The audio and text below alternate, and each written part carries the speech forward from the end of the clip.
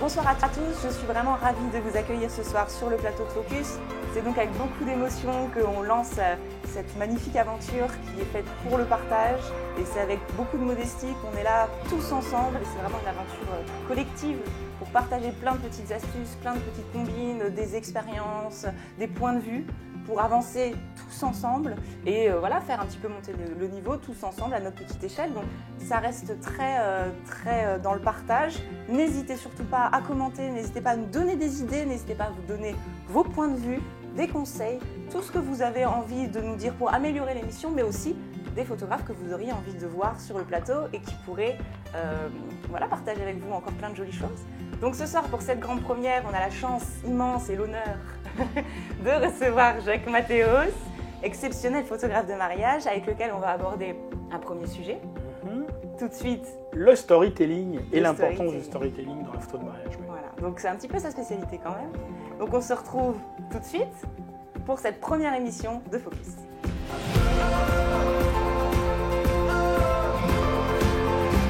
Alors pour revenir rapidement un petit peu sur l'aventure Focus avant d'attaquer avec toi tout ça, Jacques. Concrètement, voilà, tous les mardis, on pourra se retrouver. Un quart d'heure, c'était ce qui était prévu à la base. On a un petit peu tendance à s'enflammer quand même. Donc, un petit peu tendance à... voilà, quand on parle, on est tous passionnés. Donc, on part et on a du mal à s'arrêter. En tout cas, ce soir, donc, merci encore, Jacques, 1000 fois de venir depuis Paris. Dans le froid, braver le froid. Ouais, oh, ouais. Paris, c'est pas non plus... Si, quand même. Il fait quand même meilleur à Paris. Ah, oui, un petit peu. Il n'y a pas de neige, on n'a pas de neige. Oui, c'est normal, c'est pollué. Ça commence déjà sur un débat entre Paris et le Nord-Est, tu vois. Toujours avec nous notre acolyte Croquette, qui, je ne sais pas pourquoi... Pas Crête. Non, Croquette. Voilà. Alors c'est Paupiette, pas Crête, voilà, il y a tous les noms, qui est toujours là pour faire des câlins. Bizarrement, toujours avec les invités, jamais avec moi. Valeur sûre, genre on va aller voir si l'herbe est plus verte ailleurs, sympa, merci. Et donc aujourd'hui, on va avoir un super sujet plus qu'intéressant, qui est vraiment alors l'importance du storytelling, oui. Ta vision là-dessus, plein de petites astuces, etc. Est-ce que, avant de commencer tout ça, tu peux, pour ceux qui ne te connaîtraient pas encore, faire une petite présentation rapide? Donc Jacques Mathéos, photographe, de gens heureux. Voilà, donc de gens heureux, je dis ça parce que c'est vraiment une réflexion que j'ai eue ces derniers temps. Je suis spécialisé mariage et couple avant tout, et je fais aussi de la photo de studio, mais de la photo de famille surtout, hein, je ne fais pas de photo de mode. Je suis surtout connu pour le mariage et les couples, c'est vrai. Mais tu travailles un petit peu partout aussi Je te fais au moins la moitié de mes clients sont des étrangers qui viennent en France ou bien que je fais directement dans des pays étrangers. Voilà ce qui m'amène à voyager un peu et ce qui fait que j'adore ça d'ailleurs. Même l'idée, c'est que je voudrais en faire plus. Et je ne cherche pas spécialement à travailler en France et encore moins à travailler à côté de chez moi. Oui. Et encore moins être en partenariat avec des lieux qui ferait que je serais vraiment amené à faire des choses répétitives au même endroit. Oui. J'adore changer d'endroit, en fait. Et effectivement, en plus, ça va complètement avec l'idée du storytelling, puisque encore plus en ayant des cultures différentes et des mariages différents, à chaque fois est un nouveau défi pour raconter une histoire foncièrement différente au niveau de tes images et de ce que tu vas pouvoir produire. Alors, c'est pas vraiment un défi, c'est justement sur le fait que les cultures sont différentes, on ne parle pas forcément la langue, on est amené à s'attacher à des choses un peu plus importantes pour capter les choses, notamment le regard, la gestuelle, le positionnement des gens les uns par rapport aux autres. Et c'est ça finalement qui m'a amené, sans que je m'en rende compte, à faire du storytelling. Alors on dit storytelling, ça fait un peu pompeux de dire storytelling. Justement, qu'est-ce que c'est entre photographes, le storytelling, on sait ce que ça veut dire storytelling, mais on ne va pas dire storytelling à un client. Donc j'ai pour habitude de dire que moi je raconte des histoires.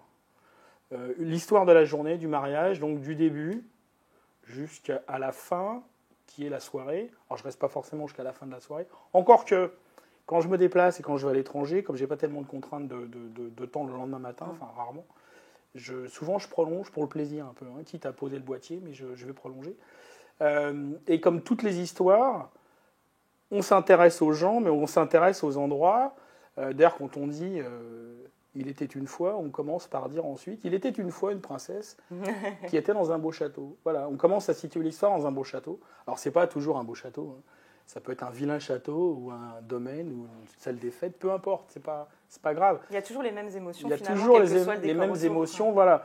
Et le fait que les cultures soient différentes et qu'on ne parle pas forcément la langue va nous amener à aborder l'histoire un peu toujours de la même façon. Donc de là à dire qu'il y a des trucs et astuces, je ne sais pas si le vocabulaire c'est trucs et astuces, mais en tout cas il y a des méthodes qui vont permettre de savoir plus facilement donner du sens aux images, parce que finalement c'est de ça dont on parle, c'est donner du sens aux images ou donner du sens à l'ensemble des images qui vont faire qu'elles vont s'emboîter et elles vont raconter quelque chose. Ce n'est pas des images qui vont être indépendantes les unes des autres.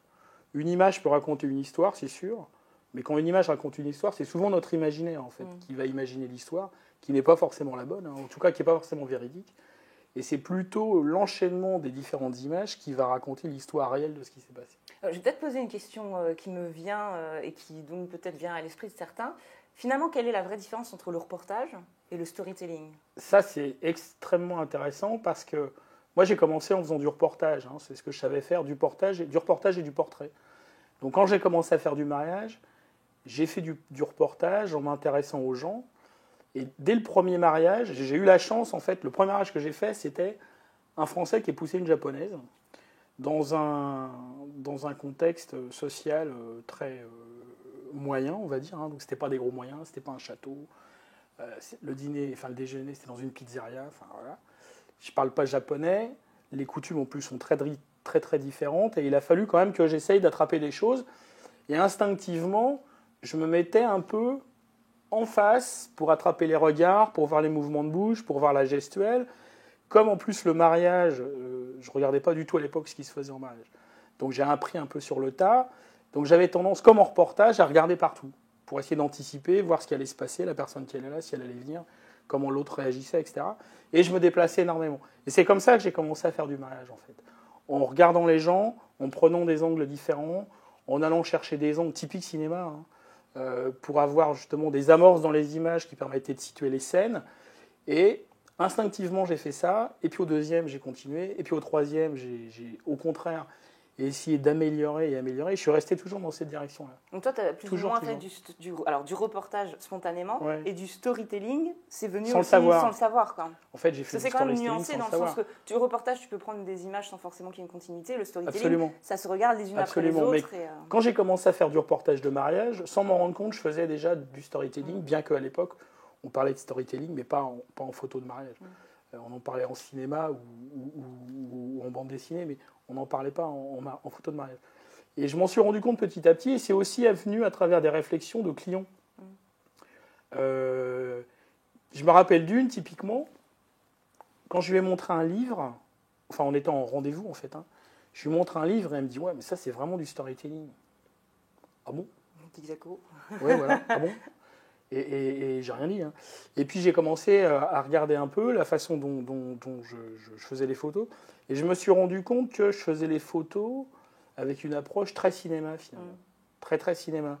De faire des chants, des contre-chants, de faire des amorces, de vouloir absolument situer la scène, c'est-à-dire décrire un contexte, situer le lieu, les différents protagonistes, donner le point de vue des protagonistes, c'est-à-dire si on a deux personnes qui sont face à face, ben, il y a les regards de l'un pour l'autre et les regards de l'autre pour l'un. Donc c'est intéressant, quand il se passe quelque chose entre deux protagonistes, d'avoir les points de vue visuels. Et là, il y a deux moyens de cadrer. On peut faire des cadrages très serrés, ce qui pour moi n'a absolument aucun sens. Et à quelques moments que ce soit de la journée d'ailleurs. Et ça, j'en parle en général quand on fait des workshops, notamment sur les photos de cocktail.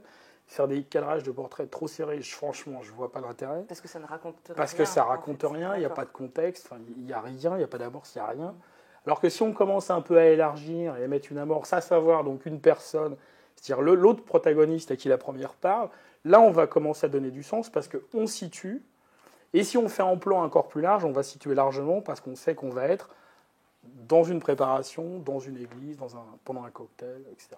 Alors justement, voilà. Par rapport à ça, est-ce que toi tu as quelques petites combines à nous donner, enfin un partage d'expérience plus on va dire, concrètement sur le terrain, voilà, vous nous regardez aujourd'hui, alors soit vous découvrez ou soit vous avez vraiment envie d'aller pousser encore plus loin sur le storytelling, quelques conseils à appliquer sur le mariage de samedi ou le prochain qui arrive, de ton expérience. C'est pas de la combine en fait, c'est du conseil, c'est que la première chose, quand j'arrive sur un mariage, que ce soit sur le même lieu, donc tout va se passer sur le même lieu, qui est pour moi la situation rêvée, bon, enfin ça n'arrive pas toujours.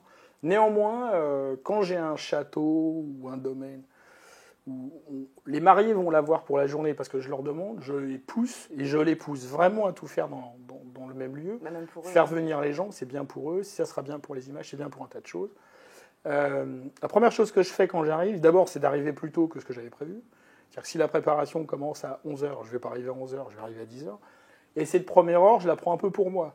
Outre le fait que je vais aller voir la mariée, lui dire 2 mots gentils et aller boire un café, je vais faire un tour de ce qui se passe et je vais faire des photos justement pour décrire le lieu.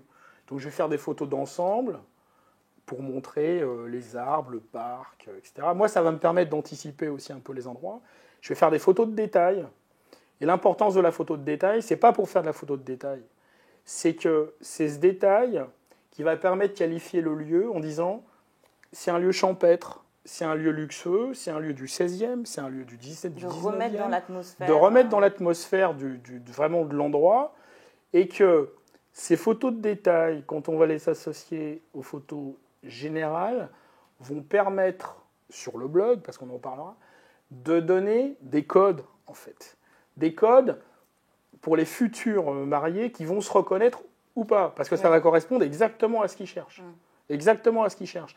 Donc, ça permet de donner de la substance à l'histoire pour la mariée, mais ça permet aussi d'utiliser ces informations pour capter des nouveaux clients qui cherchent exactement ce type de mariage. Donc ça, c'est important. Alors, ces photos, quand on arrive le matin, quelquefois, il ne fait pas forcément beau. Bon, si on n'a pas la vue d'ensemble avec le beau ciel bleu, etc., c'est pas grave. On peut la refaire plus tard. Le lieu, il n'a pas changé, il est là depuis 300 ans, il peut encore attendre pendant 3 heures. Donc on peut refaire les photos l'après-midi avec un ciel bleu qui sera plus sympa avec les photos de détail. Mais néanmoins, faire ce tour le matin, ça permet déjà, nous, de prendre les marques. Et la deuxième chose, qui est vraiment importante au sens de l'histoire, c'est que souvent, ça va permettre de rencontrer les gens. Déjà un peu faire connaissance. Voilà, j'ai un exemple de cet été où je suis arrivé, j'ai fait 2-3 photos, puis j'ai commencé à me promener avec mon boîtier. J'ai été sous la tente, puis la soirée était organisée dans la tente dans le parc. Et là, j'ai vu un tas de gens que je ne connaissais pas encore, en train d'accrocher des boules chinoises, des guirlandes, des trucs, des machins. Alors, il y avait le marié, ok, mais il y avait plein de gens. Et il se trouve que dans ces gens, souvent, c'est les gens qui sont importants parce qu'ils sont là depuis le début. Donc, on risque de retrouver le témoin principal, on risque de retrouver la mère de la mariée, la sœur. Donc, finalement, ces gens qu'on ne connaissait pas, on va les avoir un peu sortis du contexte, bien habillés, mais qui participent à la décoration, et on va prendre un contact avec eux. Et en plus, ce contact, il va être extrêmement important après pour pouvoir vraiment s'intégrer au mariage et est-ce que les gens ne fassent plus attention à toi. C'est déjà un premier contact. C'est déjà un premier contact extrêmement important. Voilà. Et pour continuer à ramener des... Et ensuite, pour l'histoire, c'est intéressant de voir le beau-père debout sur une échelle à 3,50 m. Tu prends des photos de ça, justement? Ah ouais. Bien sûr. Si tu arrives un peu avant les derniers préparatifs. Ouais. Toujours. Toujours, parce que d'abord, comme je dis, on dit souvent, on n'est pas à l'abri d'un coup de chance. Il peut se passer quelque chose à ce moment-là, qui peut être remarquable pour l'histoire et qui peut être remarquable pour les gens. Donc oui. La tasse de café qui tombe sur la robe. Ouais. Ça peut être aussi le beau-père qui tombe de l'échelle à 3 mètres et qui se fait rattraper par le marié dans les bras. Oh là là. Avec la sœur qui éclate de rire. C'est plus un coup de chance, là. Donc ça peut arriver.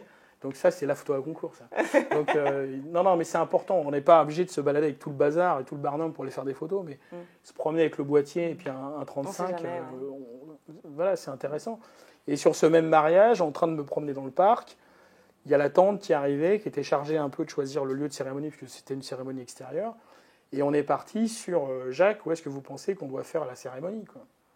Et finalement, j'ai choisi le lieu de cérémonie. J'aurais peut-être pas été là à ce moment-là. Ils auraient peut-être fait autre chose. Ils auraient peut-être fait autre chose. Donc moi, ça m'a permis de dire, on va aller le faire dans la clairière, parce que dans la clairière, c'est magique, parce qu'on ne voit pas le barnum, et parce que moi, ça me plaît. Voilà. Et voilà. Donc ça peut être un château, mais ça peut être vraiment autre chose. Ça peut être une petite maison, une maison de campagne, une maison de famille. Quand c'est une maison de famille, le côté extraordinaire, c'est qu'on va rencontrer les grands-parents. D'avoir peut-être des photos aussi, comme tu dis, des photos d'insert pour resituer, donc des photos de famille, les autres mariages qui ont pu avoir lieu aussi. Ouais. Moi, puis j'aime bien aller voir les gens. Je vois les grands-parents dans la cuisine en train de se faire un café. C'est vraiment important pour moi ce contact, parce que ce contact va me rapprocher des gens et va faire qu'ils vont m'oublier sur le reste de la journée. Et moi, je veux vraiment être complètement intégré. Je travaille de très très près.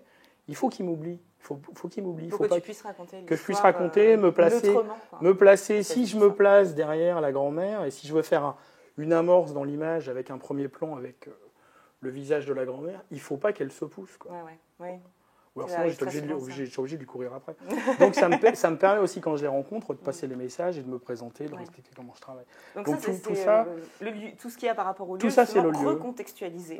Ça, c'est complètement ça, c'est remettre dans l'ambiance du lieu et recontextualiser que finalement, même, dis-moi si je me trompe, mais quelqu'un qui même n'était pas là au mariage, ne connaît même pas le mariage, puisse regarder les images et plonger comme s'il y était. Voilà. Et ça, c'est intéressant ce que tu fais comme remarque, parce que c'est aussi ce qui m'a poussé à continuer à le faire et voir à le travailler encore plus, et sur les mariages étrangers, c'est des gens au téléphone, ils n'écrivent pas forcément par mail, c'est rare qu'ils le disent par mail, mais on l'a au téléphone, et qui vont dire, c'est dingue, j'ai l'impression que je les connais tous, les gens, je les connais, j'y étais, j'ai vraiment l'impression d'y être.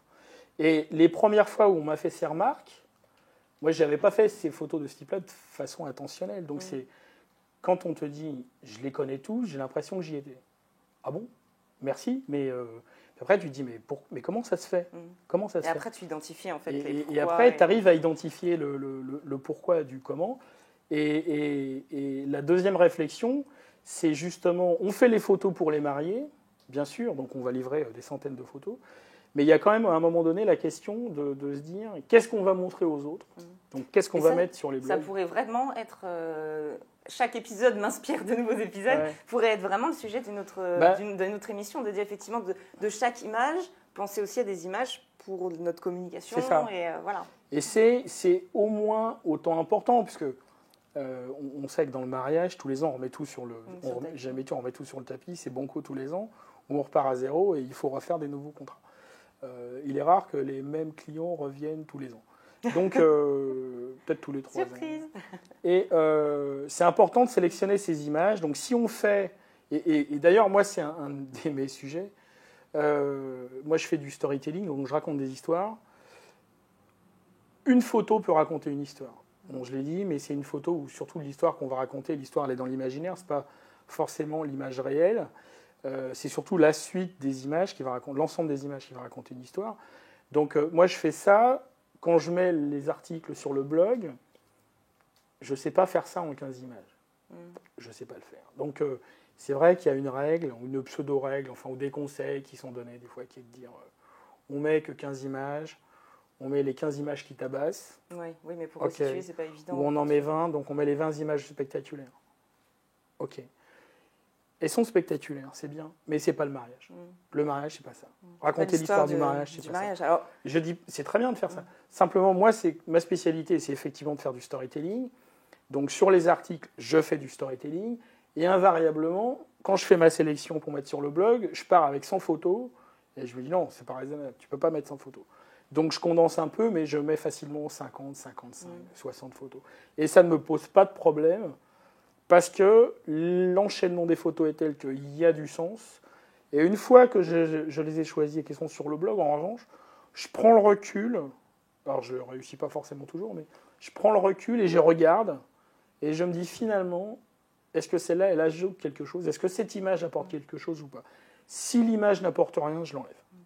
Si l'image apporte quelque chose à l'histoire, je la laisse. Et alors justement, pour apporter quelque chose à l'histoire, donc on a parlé du fait de recontextualiser en prenant, des photos du lieu et des petits détails du lieu. Voilà. Et bien sûr, il y a les gens aussi. Absolument. Les gens qui interviennent là-dedans. Et alors là, toi, tu vois, on va dire, pas une petite checklist de choses que tu peux faire, mais quand même des conseils très concrets pour faire du storytelling avec les gens qui sont sur le lieu de l'événement.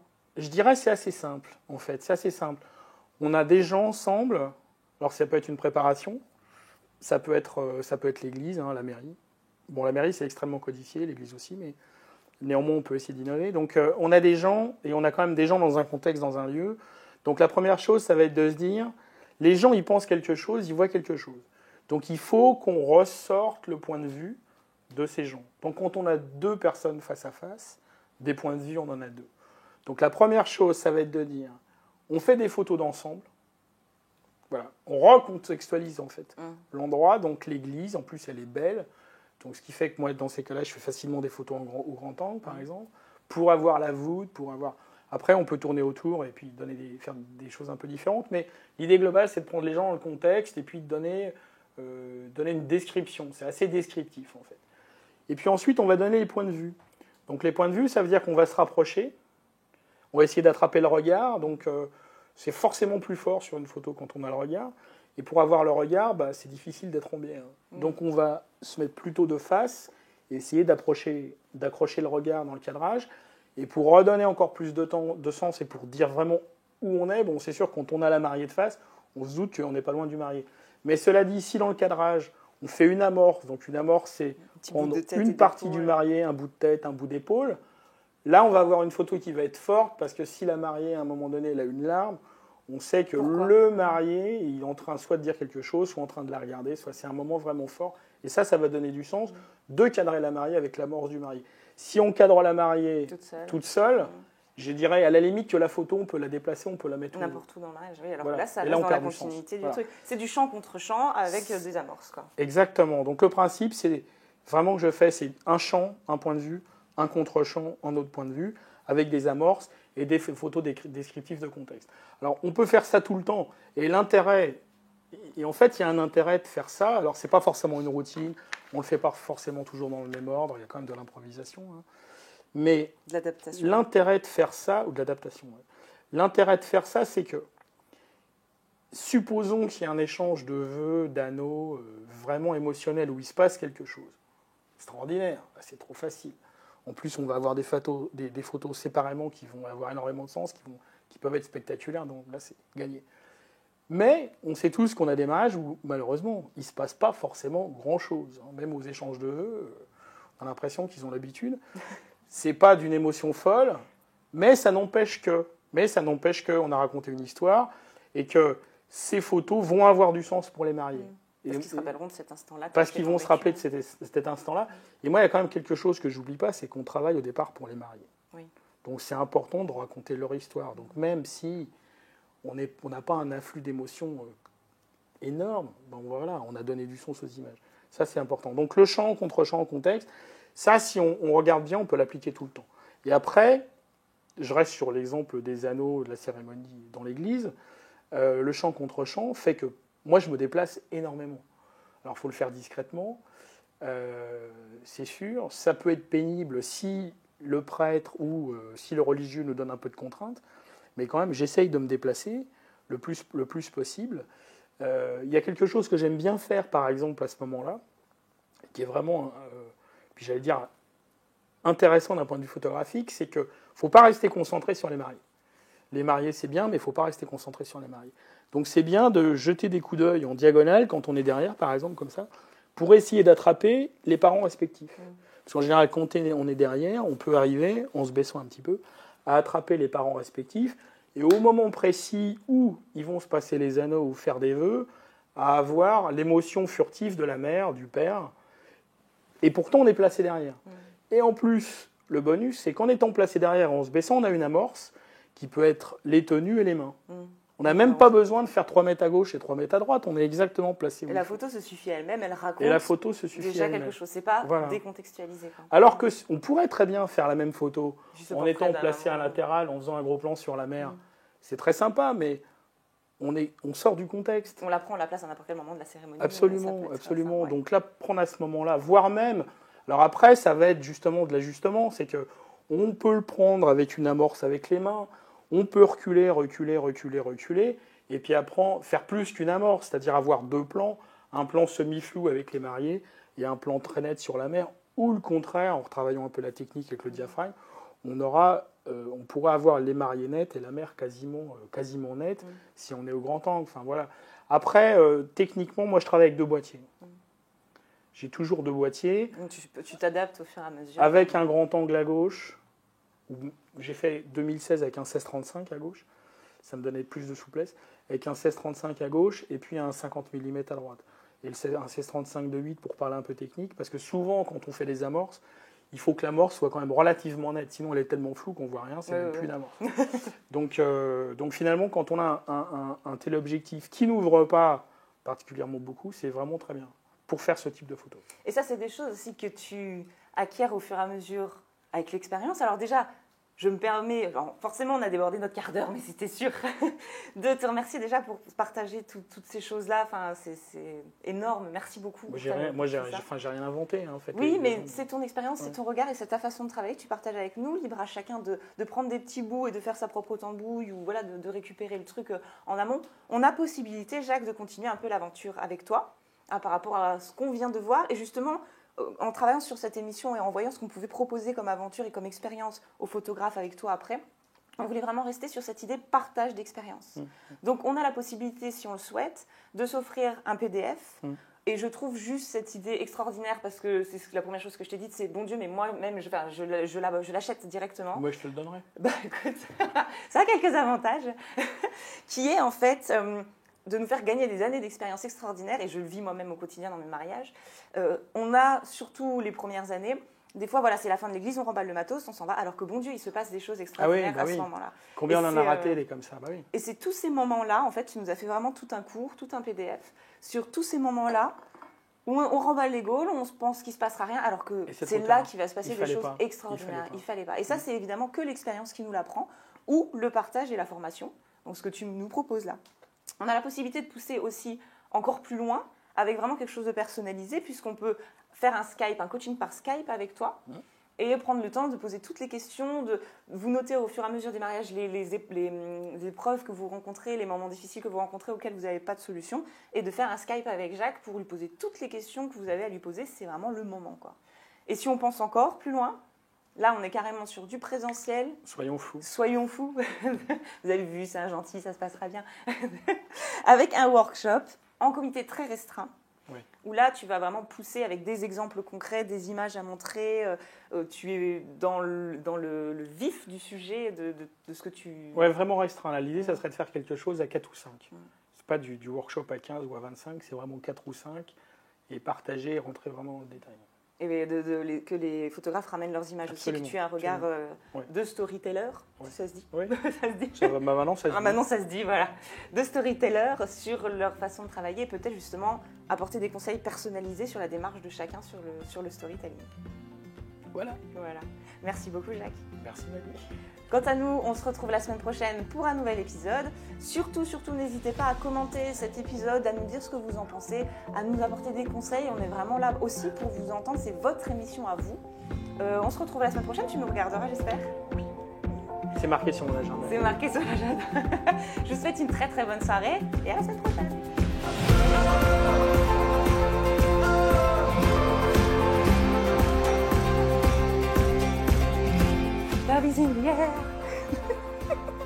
Ouais.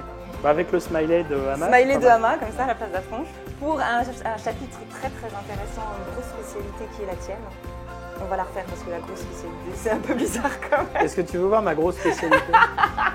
Ta croquette qui bouge pas. Montre-moi ta grosse spécialité. Croquette, on va leur montrer notre grosse spécialité. Tu vois pas l'air de famille? Si, je vois les cheveux. J'ai vu la coupe de cheveux, on voit bien. Un paupiette.